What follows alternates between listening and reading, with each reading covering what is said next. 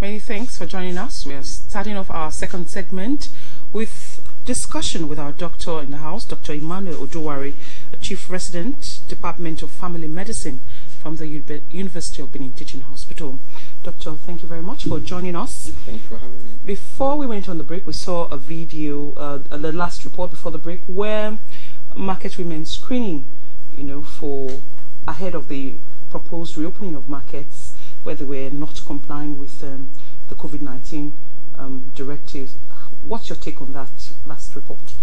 Well, on the one hand, it's disappointing, but on the other hand, it's not surprising. We do realize, even as we begin to articulate these guidelines about physical distancing, about always donning or putting on a face mask, that these things are not natural. So we expect that there's going to be some level of non-compliance. What is disappointing is the level of non-compliance. Okay, so we do expect that there's a manageable level of non-compliance that occurs with directives that are not in line with our natural human tendencies. As social animals, as human beings, we like to aggregate. So it's our tendency. So that's why, on the one hand, you need advocacy, and on the other hand, you need enforcement. It's the combination of both that ensures that you have a fair enough level of compliance. Now, let's say why this is important. For COVID-19 pandemic, the vulnerable people are not the ones outside. One of the reasons why we've been spared in Africa, one of the reasons is because demographically we have a very young population. Africa is the youngest continent in the world. And now we do know COVID-19 preys as it affects more of the vulnerable, who are typically the elderly. So most of the persons in the market who are hustling, even if they do catch the virus, the truth is that their immune system will fight it. That's right. Some of them will not even know they're symptomatic, but they're going to take it home to EA who has diabetes, or to a PA who has some other comorbidity or some other sickness. And those are the persons we're seeing come to the hospital and unfortunately are dying. And that's the challenge. That's why, on the one hand, we are encouraging you, when you go there and you're being screened, maintain some, at least, imagine that there are two persons in between you and the person in front of you. And then always put on a face mask when in public. Now, those who are responsible for screening insist, if we achieve it from these two ends, we preaching that people should comply, and those who are ensuring people comply, enforce it in a very civil way, maybe over a week, 2 weeks, we'll have a better response. But just leaving it to chance, we want to go get there. Work. Okay, let's go into the isolation centers now. UBTH, for instance, how is a normal day like the isolation center? Oh, it's pretty hectic, I would say.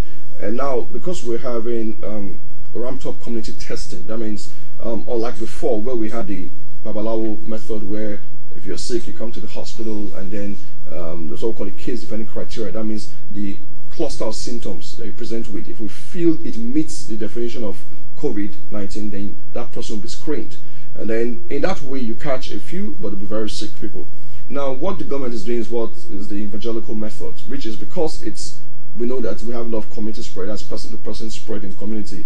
They're going to catch them, because the epidemiological principle of containment of any disease like this is identify, isolate, treat, contact trace. That means identify those who are affected, isolate them, and separate them from the community, treat them, and then trace those who have been in contact with them. That's the only way you can stem the tide of the spread of the scourge. That's what governments do, and that's the right thing to do. Some other governments across the world are playing ostrich. The truth is that after a while you start seeing that there's a spike in the number of critically ill people in the hospital. So it's better to prevent than to treat later on. So that's the right thing. But what's happening in isolation centers now is that we're having a flood of people, two kinds of people. And my hospital, University of Benin Teaching Hospital, is the premier health institution in the South. That means we are the pinnacle of healthcare in the entire South region. So what is beginning to happen with the wisdom of the health ministry in Edo State is that we're going to compartmentalize. We have 5 isolation centers in Edo State.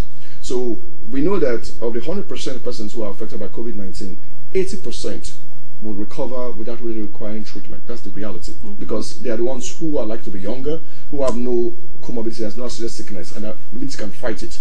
But the challenge is that because of our background social structure system, those 80% in Europe, North America, and Asia would have been told to stay at home and self-isolate. But in Nigeria, the person who's living in a face-me and face-you house, who lives in a crowded apartment, Well, how will they can't self-isolate. So it's going to spread it, and then those people who spread it to, we go out to the market and spread out. So we have a situation where you now have a time bomb. So what the government is doing, which is the right thing in this part of the world, is to catch as many people who are positive and isolate them in isolation centers. Now, let me tell you, what is happening in Africa is very difficult, because all we're doing is feeding the 5,000. Those persons are being fed by the state government. They're being treated absolutely free. You know, that's not happening abroad.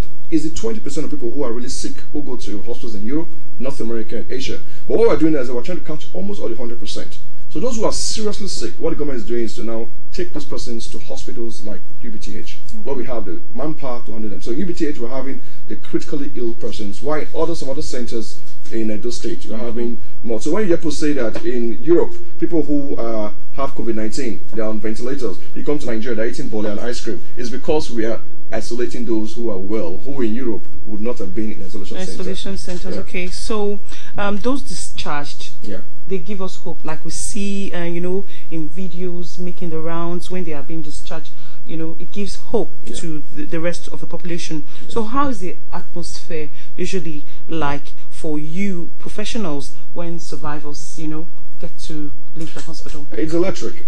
I don't think there's any words to describe it. You see, for many of us, I can say for myself, and my wife's a doctor too, and many of the persons I know in my hospital and across, the beauty of being a doctor is when you see a person turn the other side. The person who was once ill becomes well. You know, there's no material benefit that can, I can't even begin to describe the feeling, you know, but it's something we expect. So we tell them when they come in that this is not a death sentence. So usually over 2 weeks, some 3 weeks, depending on if they're very ill, will turn the tide. So we put out those promos to encourage you. It's not a death sentence. The earlier you come, the earlier you turn the tide. Better for you. Thank you very much. Oh, thank you for having me. Doctor, for joining us today and giving us this very useful information.